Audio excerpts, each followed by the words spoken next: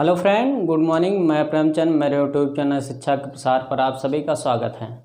दोस्तों, आज हम लोग क्लास 12th का जहां पर प्रोसेस समाप्त हुआ था, टॉपिक जो समाप्त हुई थी, आज उसी का आगे पुनः क्या करेंगे, हम लोग स्टार्ट करेंगे। आज की जो टॉपिक है और जो इसके बाद अध्ययन करवाई जाएगी, ये दो टॉपिक बहुत ही इम्पोर्टेंट है। हर बार ये यूपी बोर्ड में पूछी जा रही है। इसका यदि हम लोग रिकॉर्ड निकाल कर देखें तो इसका रिकॉर्ड 10 सालों से लगातार 9 बार पूछा गया ये प्रश्न है। एक बार सिर्फ गैप हुआ है, वो है प्रश्न जो है 2015 में इस प्रश्न को गैप किया गया था, बस हो गया। इसके अलावा ये गैप नहीं किया गया था। ये बहुत ही इम्पोर्टेंट प्रश्न है। तो यदि देखा जाए दोस्तों, तो 2010 से अभी तक 21 साल हो गए, 11 साल हो गए। तो 11 सालों में सिर्फ एक बार नहीं ये पूछा गया, फिर 10 बार पूछे गए हैं ये प्रश्न, जो आज व कल या आज ही दोनों टॉपिक समाप्त हो जाएगी। ये दोनों बहुत ही इम्पोर्टेंट हैं। तो चलिए हम लोग देखते हैं कौन से टॉपिक है। तो ये है एक पतले लेंसों एक पतले लेंसों की फोकस दूरी के लिए न्यूटन का सूत्र x1 x2 बराबर -f²। ये बहुत ही इम्पॉर्टेंट है। इसको आप लोग इम्पॉर्टेंट के नज़रिए से देखते हुए आगे चलिएगा। चलिए हम लोग इस पर फोकस करते हैं, डिस्कस करते हैं। ओके, तो हमको सिद्ध क्या करना है, तो ये आपको ध्यान रखना है। सिद्ध हम सभी को ये करना है x1 x2 बराबर -f²। ये हमको सिद्ध करना है। लेकिन कभी कदार यही पतले लेंसों के लिए फोकस दूरी जो है ये भी पूछ लेता है x1 x2 बराबर f1 f2, ये भी पूछ लेता है। तो ये ध्यान दीजिएगा, दोनों प्रोसेस आपसे पूछा जाएगा तो यही नियम लगेगा, सेम यही नियम लगेगा। चलिए हम लोग इसका चित्र अर्थात डायग्राम बनाते हैं, जो बहुत ही सरल है। इसकी हेडिंग आप लोग लिख सकते हैं कि पतले लेंसों के लिए फोकस दूरी के लिए न्यूटन का सूत्र। पतले लेंसों के फोकस दूरी के लिए न्यूटन का सूत्र, ये हेडिंग आप लोग बना लीजिएगा, उसमें लिखिएगा। लेकिन सर्वप्रथम आपको चित्र बनाना पड़ेगा। ओके, चलिए हम लोग आगे देखते हैं। ओके, तो चित्र जो है बहुत ही सिंपल है दोस्तों।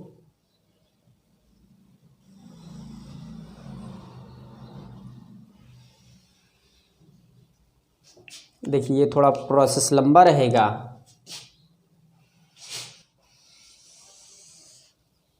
अब देखिए, यहाँ पर एक वस्तु रखी है।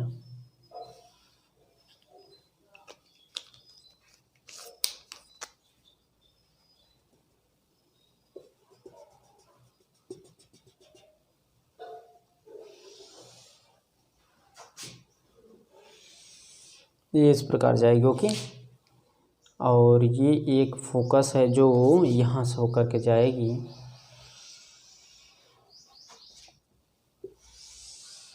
ये यहाँ पर क्या होगी, कटान बिंदु, और यहाँ पर एक प्रतिबिंब बनेगा। ओके, और इस वस्तु का नाम दे देते हैं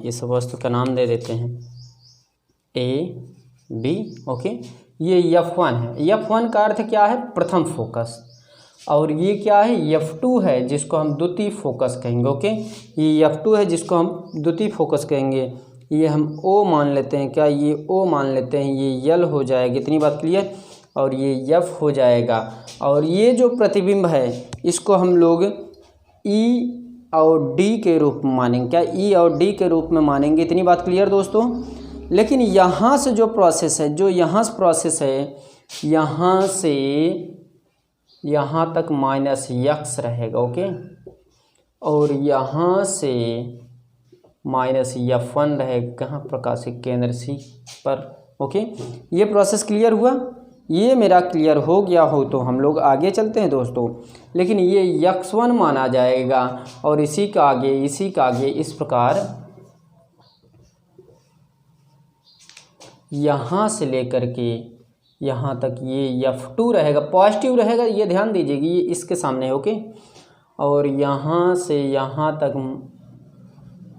x2 है, ये F2 है, ये x2 है। इतनी बात क्लियर। ये मेरा चित्र है जो डायग्राम बहुत ही सिंपल है और बहुत ही सरल है। ओके, तो इसको आप लोग इस प्रकार क्या कर सकते हैं, डिनोटेट करते हुए आगे को बढ़ा सकते हैं। ओके, तो ये बात क्लियर हुई दोस्तों। तो इस फिगर के माध्यम से हम लोग थ्योरी को क्या करेंगे, समझेंगे। क्या करेंगे, थ्योरी को समझेंगे, जो बहुत ही सरल है। ओके, चलिए अब हम लोग थ्योरी देखते हैं। थ्योरी क्या है, इसकी परिभाषा क्या है, निगमन कैसे करना है। तो ये आपको कुछ नए तथ्यों की याद करना है। जैसा कि हम लोग पिछले क्लासों में देखे थे, जो लेंस था वो L1 ही था। क्या, जो लेंस था वो L1 ही था और इसमें भी L1 ही रहेगा। क्या, इसमें भी L1 ही रहेगा। बस आपको ये ध्यान रखना है, जिस प्रकार अवतल दर्पण का सूत्र का निगमन हुआ था, सेम प्रोसेस इसका भी है, लेकिन थोड़ा सा डिफरेंट है। क्या, थोड़ा सा डिफरेंट है और कुछ भी डिफरेंट नहीं है, और कुछ भी डिफरेंट नहीं है। डिफरेंट की विशेषता यदि देखा जाए तो इसमें 1/f बराबर 1/v प्लस 1/u था। यहाँ पर प्रोसेस क्या है, x1 x2 बराबर f1 f2, पहला पॉइंट ये निगमन होगा। फिर उसके बाद x1 x2 बराबर -f², ये निगमन होगा। दो सूत्र निगमन होंगे और दो प्रकार के प्रश्न बनेंगे, वो हम लोग क्या करेंगे, डिस्कस करेंगे अंततः। ओके, तो चलिए इसको परिभाषित किया जाए और देखते हैं किस प्रकार की परिभाषा बनती है। तो जिस प्रकार मैं बताने जा रहा हूँ उसी प्रकार आपको लिखना है, बोर्ड में भी और अपने कॉपी में भी।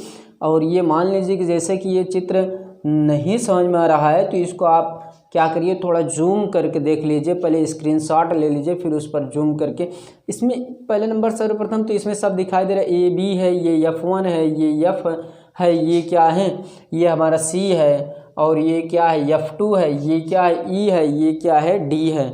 ये सभी तथ्य आपको ध्यान रखना है। ओके, तो इसमें चलिए हम लोग देखते हैं, बहुत सरल है। तो आपको ये ध्यान देना है कि माना L एक क्या है, लेंस है। माना L एक क्या है, लेंस है। इतनी बात क्लियर। लेंस के सामने या इस प्रकार माना है L क्या है, एक लेंस है जिसका केंद्र क्या है, O है। माना एक लेंस L है जिसका केंद्र क्या है, O है। केंद्र O के सामने किसी बिंदु पर एक वस्तु रखी गई है, उस वस्तु का नाम क्या है, AB है। यदि मान लीजिए कि सामने नहीं रखना चाहते हैं तो आप इसको ना बोलिए, जो O है इसको मत बोलिए। इस प्रकार कर सकते हैं। माना कोई लेंस है, लेंस के सामने किसी बिंदु पर एक वस्तु AB रखी है। ओके, एक वस्तु AB रखी है। वस्तु के शीर्ष से क्या, वस्तु के शीर्ष से कोई प्रकाश किरण लेंस पर आपतित होती है तथा वह परावर्तन के पश्चात फोकस F2 से या द्वितीय फोकस से होते हुए प्रतिबिंब D के सिरे से होकर क्या होती है, गुजर जाती है। इतनी बात क्लियर। फिर इसी प्रकार पुनः वस्तु के शीर्ष से कोई प्रकाश किरण प्रथम फोकस से होते हुए लेंस पर आपतित होती है या प्रकाशिक केंद्र पर आपतित होती है तथा वह द्वितीय फोकस के समांतर होते हुए प्रतिबिंब के शीर्ष E पर क्या होती है, मिल जाती है, निकल जाती है, गुजर जाती है। ये आपको कुछ ऐसे तथ्य याद करना है। ओके, अब आगे देखिए। अब इसमें यह प्रोसेस लिखना है, A और F1 के बीच की दूरी क्या है, -x है। ये इस तब बन रहा है तो ये क्या है, माइनस में है। और F1 और C के बीच की दूरी क्या है, ये क्या है मेरा F1।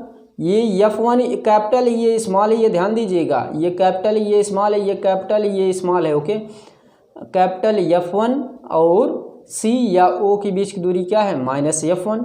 इसी प्रकार C व F2 के बीच की दूरी क्या है, F2 है, तथा F2 व E के बीच की दूरी क्या है, x2 है।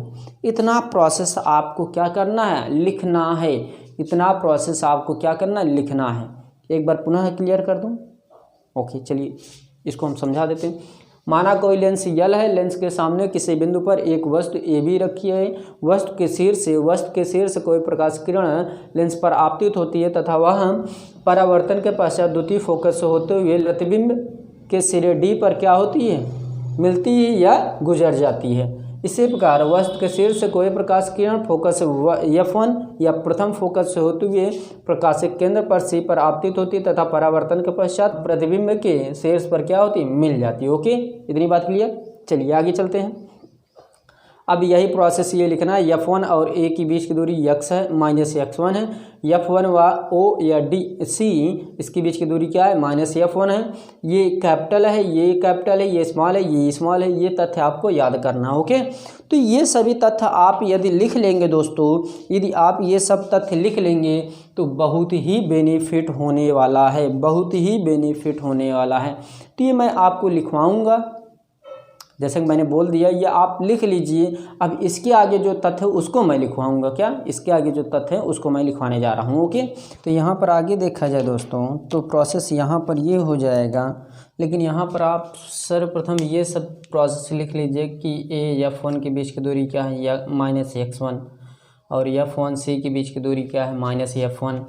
और ये प्रोसेस जितने भी हैं सभी प्रोसेस आपको लिखना है, क्या सभी प्रोसेस आपको लिखना अनिवार्य है। ओके, लेकिन यहाँ पर एक विशेषता ये है कि दोस्तों यहाँ पर समरूप त्रिभुज के अकॉर्डिंग देखा जाए, क्या समरूप त्रिभुज के अकॉर्डिंग देखा जाएगा। अर्थात मेरे कहने का अर्थ ये है कि समरूप, क्या समरूप त्रिभुज AB और F1, क्या F1 तथा फिर पुनः उसी का आगे त्रिभुज OC F1 में। ओके, तो यहाँ पर प्रोसेस ये होगा कि AB बटे क्या हो जाएगा, AB बटे OC बराबर AF1 बटे क्या, AF1 बटे OF1। ये इक्वेशन मेरा क्या हो जाएगा, फर्स्ट हो जाएगा। फिर उसी के पश्चात क्या होगा, तथा समरूप पुनः लिया जाएगा, समरूप त्रिभुज ABF1 तथा त्रिभुज DEF2 में। ओके, तो ये प्रोसेस होगा, मैं अभी समझा दे रहा हूँ, पुनः समझाऊंगा दोस्तों। OF, क्या OF होगा, क्लियर हो रहा, OF बटे DE, क्या OF। हम लोग ये कह सकते हैं कि यहाँ पर ये कह सकते हैं कि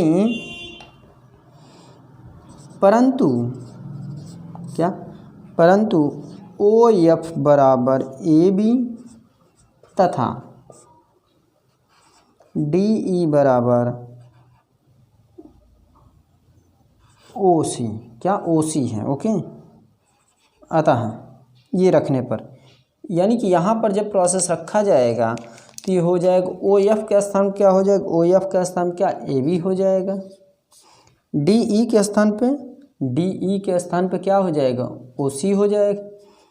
OF2 का स्थान पे क्या, OF2 का स्थान पे कुछ नहीं हो, उसको वैसे ही रखा जाएगा, बटे F2E ही रहेगा। तो ये इक्वेशन क्या हो गया, हमारा सेकेंड हो गया, क्या इक्वेशन सेकेंड हो गया। तो इसके आगे हम लोग क्या करते हैं, थोड़ा समझ लेते हैं, फिर उसके आगे क्या करते हैं, प्रोसेस को आगे बढ़ाते हैं। जैसा कि यहाँ पर ये होगा समरूप त्रिभुज ABF1, AB और F1, ये एक त्रिभुज है। और ये त्रिभुज किसके अकॉर्डिंग समरूप है, त्रिभुज O, क्या त्रिभुज OC कहीं है दोस्तों, ये है, फिर और F1, यानी कि ये त्रिभुज और ये त्रिभुज क्या है, समरूप है, क्या समरूप है। अर्थात ये AB बटे क्या, AB बटे OC, क्या AB बटे OC, और उसी के बराबर AF1, क्या AF1, ये भुजा AF1 और OF, ये भुजा और ये भुजा आपस में क्या है, इक्वल है। इसको इक्वेशन मैंने क्या माना, फर्स्ट माना, उसी के अकॉर्डिंग ये होगा। तथा पुनः समरूप त्रिभुज, क्या त्रिभुज ABF1, ये त्रिभुज किसके इक्वल यानी कि समरूप हो रहा है, त्रिभुज DEF, क्या त्रिभुज DEF2, क्या DEF2, त्रिभुज DEF2 के समरूप है। तो उसी के अकॉर्डिंग हम देख रहे हैं कि OF, क्या OF कहीं है, ये OF। ओके, ये किसके बराबर है, DE की, क्या ये त्रिभुज यानी कि ये भुजा और ये भुजा आपस में क्या है, समतुल्य यानी कि बराबर है। और उसी के अकॉर्डिंग बराबर OF2, क्या OF2, ये भुजा, क्या ये भुजा किसके समतुल्य है, इसके F2E। तो यही दिखाया जा रहा है ना, OF2 और F2E ये दोनों क्या है, बराबर है अर्थात समरूप हैं। परंतु ये मैंने कहा कि OF क्या, OF है, ये है, इसको मैं इस प्रतिबिंब इस वस्तु की लंबाई को इक्वल मानेंगे क्या, यानी कि OF बराबर क्या AB रखने पर, और DE क्या, D और E ये भुजा किसकी इक्वल माना जाएगा, OC के। जब ये हम लोग ले सकते हैं तो ये नहीं ले सकते हैं, ले सकते हैं, जाहिर सी बात है। तो वही मान यहाँ पर मैंने पुट किया। ओके, अब आगे चलते हैं। तो यहाँ पर पुनः आगे प्रोसेस क्या होगा, कुछ इस प्रकार होगा। तो हम लोग ये कह सकते हैं समीकरण 1 तथा समीकरण 2 से। ओके, तो यहाँ पर प्रोसेस होगा,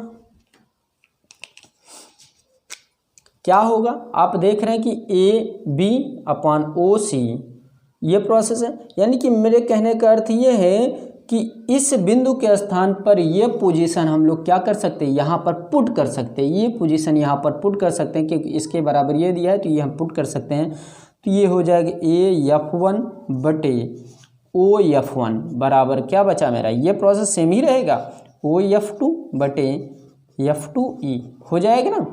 इतनी बात क्लियर। हम लोग आगे चलें, इसको रफ करते हैं थोड़ा ऊपर का पोर्शन।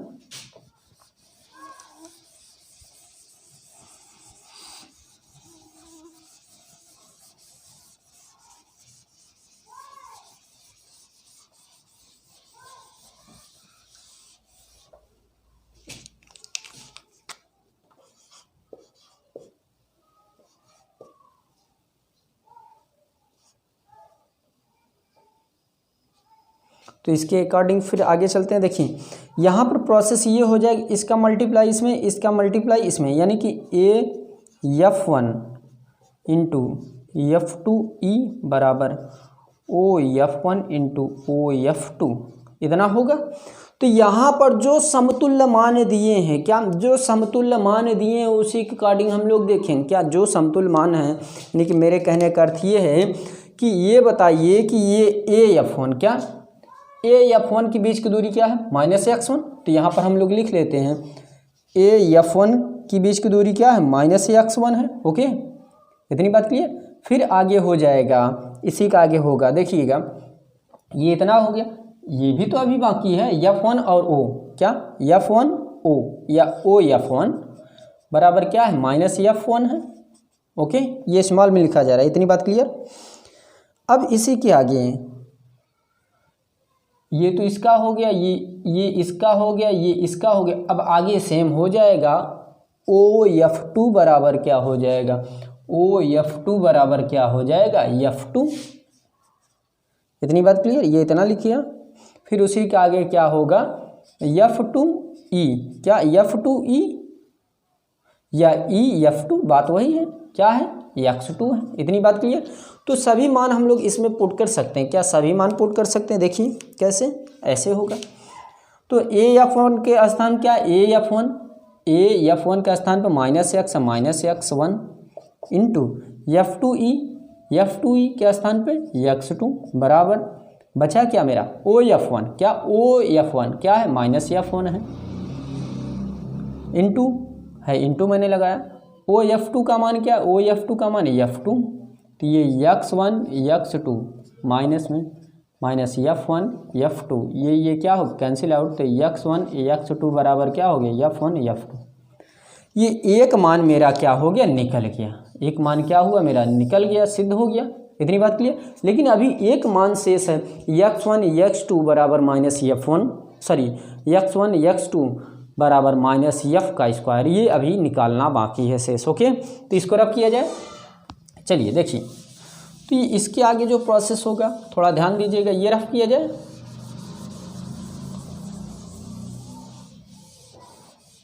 तो यहाँ पर ये होगा कि ये जो तथ्य है इसी के अकॉर्डिंग चला जाएगा। यानी कि यहाँ पर आपको 1 लाइन 2 लाइन 3 लाइन लिखना पड़ेगी। यानी कि मेरे कहने का अर्थ है कि यहाँ पर आपको ऐसे शब्द को लिखना पड़ेगा जिससे कि ये बात क्या हो जाए, क्लियर हो जाए। तो यहाँ लिखिए यही लेंस क्या, यही लेंस है, द्वारा, यही लेंस द्वारा या इसी लेंस द्वारा, यही लेंस द्वारा अपवर्तन, क्या अपवर्तन के लिए, अपवर्तन के लिए न्यूटन, क्या न्यूटन का व्यापक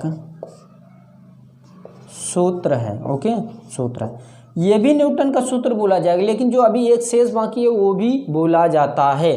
तो उसमें हमको समझने के लिए 2 बिंदु लिखना है, जिसके अकॉर्डिंग एग्जामिनर को फैक्ट ये बात क्लियर हो जाए। यानी कि यदि x1 बराबर क्या 0 रखा जाए है तो क्या हो जाएगा, x2 बराबर क्या हो जाएगी, f1 f2 बराबर क्या हो जाएगी, 0 हो जाएगा, इन्फिनाइट हो जाएगा। ओके, ये तो 0 है ही, इससे कोई मतलब ही नहीं है, तो यहाँ पर ये हो जाएगा। ध्यान दीजिएगा, इतनी बात क्लियर। अब ये जो प्रोसेस हुआ इसी के अकॉर्डिंग हमको चलना पड़ेगा। अब ध्यान दीजिएगा दूसरा पॉइंट, यदि लेंस के दोनों, यदि लेंस के दोनों और माध्यम, क्या दोनों और माध्यम एक ही है, तब क्या होगा, ये ध्यान दीजिएगा। f2 बराबर क्या हो जाएगी, f माना मैंने, ओके, यहाँ पर ब्रैकेट में लिख सकते हैं माना, तथा f1 बराबर माइनस f1, ये भी माना, क्या f1 बराबर f, ये मैंने माना इसके अकॉर्डिंग भी। तो प्रोसेस क्या हो जाएगा, देखिए इसके स्थान पर यदि रखा जाए ये तो सेम ऐसे ही रहेगा, x1 x2, तो f1 का स्थान क्या है, f का मान क्या है, f1 का मान क्या है मेरा, ये है माइनस f, f2 का मान है f, तो ये x1 x2 बराबर क्या माइनस f1 f क्या हो जाएगी, f²। ये मेरा क्या हो गया, सूत्र का निगमन हो गया दोस्तों, ये मेरे सूत्र का क्या हुआ, निगमन हो गया। तो ये ध्यान दीजिएगा कि ये भी आपसे पूछेगा और ये भी पूछेगा। अगर मान लीजिए कि यहीं पर प्रश्न की डिस्कस की जाए कि प्रश्न किस प्रकार बनेगा, तो उसको हम लोग भी 2 मिनट में देख लेते हैं। तो ध्यान दीजिएगा, रब किया जाए।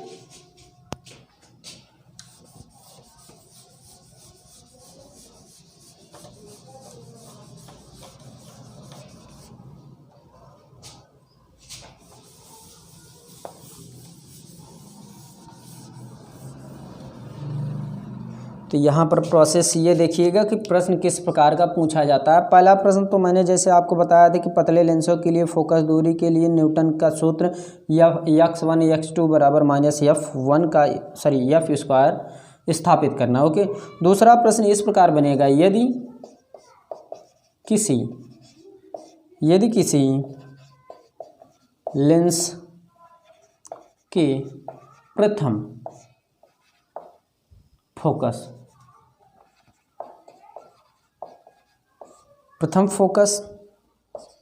से वस्तु की दूरी x1 तथा द्वितीय फोकस से प्रतिबिंब की दूरी क्या हो जाएगी, x2 हो जाएगा, x2 है। तो सिद्ध कीजिए कि x1 x2 बराबर f1 f2 जहाँ f1 व f2 लेंस की प्रथम व द्वितीय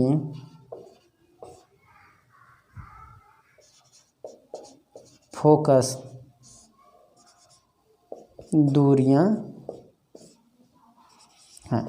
तो ये देखिए इस प्रकार का प्रश्न पूछेगा। एक प्रश्न तो मैंने बताया पतले लेंस के लिए फोकस दूरी, पतले लेंस के फोकस दूरी के लिए न्यूटन का सूत्र x1 x2 बराबर -f² स्थापित करना है। दूसरा प्रश्न ये बनेगा, यदि किसी लेंस के प्रथम फोकस से वस्तु की दूरी x1 तथा द्वितीय फोकस से प्रतिबिंब की दूरी क्या x2 हो तो x2 है तो सिद्ध कीजिए x1 x2 बराबर f1 f2, जहाँ f1 व f2 लेंस की प्रथम व द्वितीय फोकस दूरियां हैं।